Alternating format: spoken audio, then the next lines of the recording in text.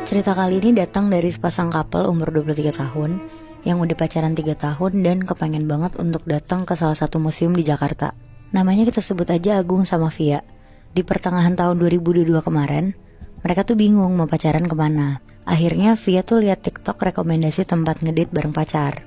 Terus mereka mutusin lah buat kayak museum date gitu sama Agung. Dan setelah searching-searching, mereka tuh tertarik buat ke Museum Fathahillah. Karena mereka males rame, jadi mereka tuh kesana pas weekdays hari Kamis. Sekitar jam 10 pagian, Agung tuh siap-siap karena harus jemput Via di rumah. Soalnya jarak dari rumah Via ke Museum Fathahillah tuh lumayan jauh.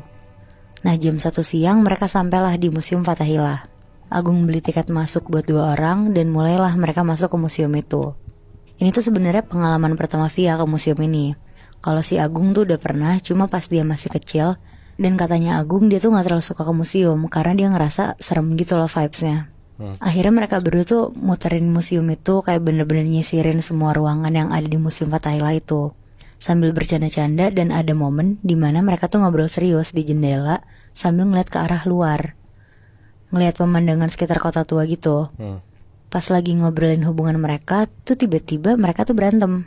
Karena Via ketahuan kayak lagi chat sama cowok lain tanpa sepengetahuan si Agung. Agung di situ marah banget, terus ngomong dengan nada tinggi ke Via. Pokoknya si Via tuh bener-bener dimarahin, sampai kata-kata kasar tuh juga keluar. Di situ Via cuma bisa nangis sama minta maaf aja ke Agung. Dia juga bilang, ini dia yang sering nyapa-nyapa aku juga gak pernah ngerespon-respon banget Gung.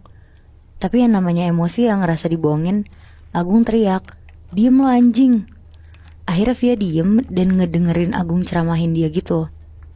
Terus karena museum juga kondisinya lagi sepi banget, jadi Agung ngerasa lebih leluasa gitu loh mau marah-marah ke Via. Sampai akhirnya pas Agung lagi emosi-emosinya banget karena Via terus-terusan ngejawabin Agung, tiba-tiba Agung tuh ngerasa ada yang nyentil kupingnya Agung. Agung langsung nengok ke belakang kan karena kaget. Terus karena gak ada siapa-siapa, Agung tuh bilang ke Via, ngapain kamu nyentil-nyentil kuping aku? Padahal ya sebenarnya Agung tuh tahu kalau mereka tuh lagi ngobrol hadap-hadapan. Sampai Via tuh ngomong ke Agung, aku kan dari tadi di depan kamu, mana mungkin sih aku nyentil kuping kamu. Karena udah mastiin ke Via dan mereka cuma berdua, akhirnya Agung tuh narik Via, ayo kita lanjutin obrolan ini di bawah aja di luar. Terus Agung jalan lah akhirnya ke bawah sama Via. Mereka turun tangga, dan pas banget lagi turun tangga terakhir, Agung tuh kesandung sampai jatuh dari tangga. Dia tuh sampai kondisinya tuh tiduran di lantai gitu Mohibi. Ngeliat Agung yang tiba-tiba jatuh tanpa sebab gitu, Via tuh bingung banget. Pas Via mau bantuin Agung berdiri, Agung malah marah. Terus dia tuh bilang, lo gak usah dorong-dorong gue ya, lo yang selingkuh kenapa lo yang marah. Di situ debat lah mereka. Via bilang dia gak dorong, sementara Agung juga nuduh-nuduh Via terus. Dan Agung tuh juga yakin kalau yang dorong tuh Via. Nah pas mereka lagi debat di tangga, tiba-tiba mereka berdua tuh denger suara kayak shh. Tapi pas lihat sekeliling tuh gak ada apa-apa. Akhirnya mereka berdua jalan cepat ke arah luar. Di situ tuh ada tempat duduk di dekat penjara bawah tanah. Tahu nggak? Mereka duduk di bawah pohon dan lanjutin obrolan mereka. Lagi-lagi Agung yang masih marah tuh makin marah ke Via. Dia ngerasa nggak terima kenapa Via tuh ngelakuin itu di belakang Agung. Sampai saking kesel si Agung tuh main tangan ke Via. Dia nampar Via sampai pipi Via tuh merah banget. Via tuh di situ cuma bisa nangis-nangis. Dan karena di situ cuma ada mereka berdua, jadi gak ada yang bisa bantuin Via juga kan. Karena Via juga udah gak tahan sama Agung, akhirnya Via bilang mau ke toilet. Itu pun ditahan-tahan sama Agung, sampai tangannya Via tuh merah-merah. Tapi akhirnya Via lari dan kabur dari Agung. Via ke toilet sendiri, dia nangis-nangis di toilet sendirian. Sementara si Agung tuh masih duduk sendirian di bawah pohon itu sambil nelfonin temennya. Dia ceritain lah kejadian dia sama Via tadi. Di telepon pun Agung tuh masih membara-bara gitu emosinya. Sampai tiba-tiba Agung tuh dengar kayak ada suara bisikan. Awalnya didengarnya tuh samar-samar. Terus dia langsung matiin lah teleponnya. Sambil nengok kanan kiri, dia merhatiin ada siapa di sekitar dia. Ternyata tuh gak ada siapa-siapa. Tapi suaranya tuh jelas banget, ada sumbernya dari kirinya si Agung. Diikutin lah sama Agung, dia jalan ngikutin suara itu. Dan ternyata suaranya tuh ada di dalam ruangan. Dan pas Agung baca tulisannya tuh penjara bawah tanah. Tapi pas dia udah makin deket sama penjara itu, karena ada beberapa penjara bawah tanah, Dia jalan lah nyoba nyari suaranya. Suaranya tuh gak jelas, kayak suara orang bisik-bisik tapi gak tahu ngomong apa. Pas dia nyoba ngedeket ke salah satu penjara, Agung tuh ngeliat di pojokan kanan ada laki-laki kepalanya botak, lagi duduk sambil nunduk di pojokan penjara itu.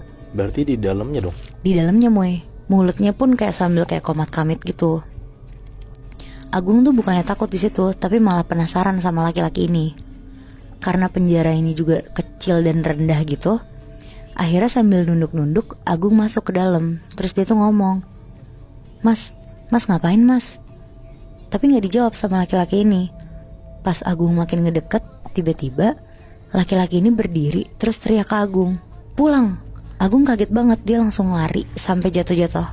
Karena dengkulnya dia tuh ngerasa lemes banget kan. Dia lari nyari Via dan ngajak Via langsung pulang. Pas di jalan pulang, dia tuh bilang ke Via kalau dia tuh tadi ngeliat laki-laki kepala botak di dalam penjara bawah tanah dengan kondisi mukanya tuh kulitnya gak ada. Jadi kayak kelihatan tengkoraknya gitu loh Muibi. Pas ngedenger itu Via tuh takut banget dan langsung minta Agung anterin pulang ke rumah cepet-cepet. Agung pun sambil nyetir ngerasa badannya tuh berat banget, lemes sampai ngerasa gak bisa nyetir, tapi dipaksain lah sama Agung buat pulang. Akhirnya dengan susah payah dia nganterin Via pulang, terus langsung ngebut pulang ke rumahnya. Pas di jalan pulang abis nganterin Via ke rumah, Agung tuh ngerasa kayak ada yang ngeliatin dia dari jok belakang. Tapi ya dia udah gak berani macem-macem dong, apalagi buat nengok ke belakang kan. Akhirnya dia nelfonin Via lah untuk nemenin dia selama perjalanan pulang. Pas dia nelfon, diangkat. Tapi anehnya tuh yang ngangkat bukan Via, tapi suara laki-laki ngomong, halo. Nah kesel kan si Agung, dikira Via tuh udah terang-terangan nih sekarang selingkuhnya. Akhirnya Agung bilang, siapa lo? Ngapain lo sama Via? Terus tiba-tiba dijawab sama laki-laki ini, pulang. Ternyata suara laki-laki ini tuh sama persis sama laki-laki yang dia ketemu tadi di penjara bawah tanah. Akhirnya langsung dimatiin lah sama dia teleponnya. Pas Agung sampai rumah, dia langsung beres-beres, mandi dan pengen sholat. Tapi sebelum sholat pas dia mau ambil wudhu, dia tuh ngelewatin ruang tamu kan. Ada adeknya, terus dia nyapa adeknya, belum tidur dek. Tapi gak dijawab sama adeknya. Terus Agung lanjutlah langsung sholat di kamarnya. Pas selesai sholat, Agung tuh mikir, lah adek gue kan lagi kuliah di Malang. Akhirnya Agung lari ke ruang tamu lagi buat mastiin. Pas Agung lihat adeknya, masih ada. Terus adeknya ini ngomong, udah pulang. Tapi justru suara adeknya yang dia denger tuh persis suara sosok laki-laki yang ada di Museum Fathahillah tadi. Nah jadi sosok laki-laki yang dilihat Agung ada di pojokan penjara bawah tanah itu tuh karena bangunan itu bekas tempat eksekusi hukuman mati ribuan orang Tionghoa Muibi. Dan mungkin aja ya sosok laki-laki itu adalah salah satu korbannya. Yang ngikutin Agung sampai rumah? Iya Mui. Anjir. Tapi mungkin bisa aja karena Agung tuh juga ngeganggu mereka gitu gak sih Mui? Iya karena berisik yang tadi tuh ya. Terus ngasarin ceweknya juga kan. Iya benar bisa jadi. Berat juga sih, gue ngerti banget karena emang dia ngomong kotor gitu ya, gak sopan. Walaupun ya semarah-marahnya lu, menurut gue lu tahu itu museum dan iya percaya gak percaya pasti ada penunggunya, atau bahkan penunggunya orang-orang yang memang ada arwah-arwah korban-korban di sana gitu ya. Ya gak sih? Iya Bi, karena memang Museum Fathahillah tuh di bagian penjara bawah tanahnya tempat korban-korban etnis Tionghoa dipenjarain di situ. Dan puluhan ribu orang Tionghoa emang dibantai di situ sama Belanda pada tahun 1740 lah.